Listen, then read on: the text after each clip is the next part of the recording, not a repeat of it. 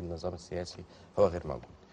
الأمر الثاني المعارضة القوية. المعارضة القوية هي جزء من نظام سياسي قوي لم يكتمل حتى الآن. ثم هي معارضة لمين أساسا؟ يعني لم يكتمل النظام السياسي حتى تتبلور الرؤية ثم تتبلور المعارضة لها أو غيرها يعني.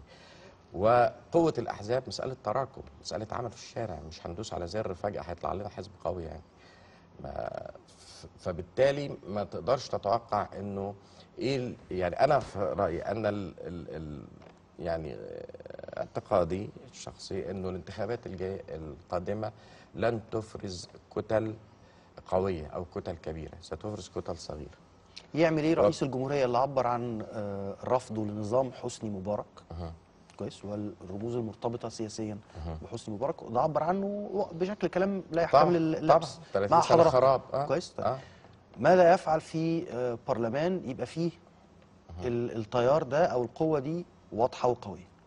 شوف، من ناحيه المبدا الان نحن نتجاوز فتره او مرحله الحديث عن تقسيمات انتهت هذه التقسيمات انتهت ب 30 يونيو اللي شاركت فيها كل الفئات. يعني انا شخصيا كانت وجهة نظري انه تنتهي تماما ازمة ما يسمى بالفلول والنظام القديم والنظام مبارك اذا كانت، ولا اعتقد ان لا زالت الفرصة سانحة حتى الان، لو قيادات الحزب الوطني اللي صدر حكم المحكمة الإدارية العليا يدينه ويدين ممارساته والشارع أدان الممارسات، لو أن هناك اعتذار صدر من قيادات أو كوادر من الحزب الوطني نعتذر عن هذه الفترة، ده لو كان تم يوم 30/6 أو بعد 30/6 بأيام كانت المسألة دي انتهت وكانت بس يعتذر ويشتغل ولا يعتذر ويحتجب؟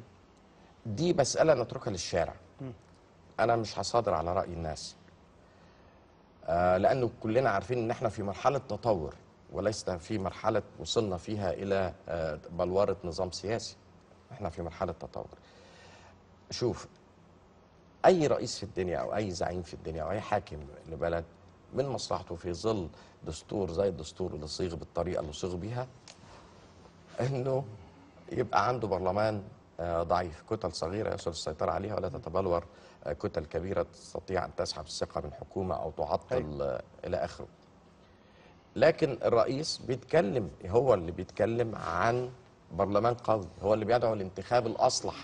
يعني بالتأكيد يعني أنا ما شفتش الأصلح ده مفهوم مختلف عند ناس كتير، يعني ممكن الأصلح إنه لا الراجل بيتكلم عن معايير، مش بيتكلم عليه، هو بيتكلم على مفهوم، لا بيتكلم عن نزاهة، بيتكلم عن شرف، بيتكلم عن قيم. لا في معايير واضحة.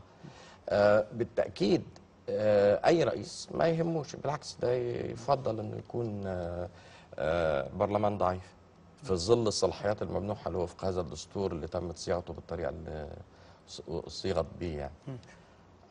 لكن هو الرجل بيدعو إلى برلمان قوي. أنا عايز أسأل الأستاذ ياسر السؤال اللي أنت قلت إنه كل شيء وارد. أنا أقول لحضرتك هل من الممكن إنه البرلمان ده يواجه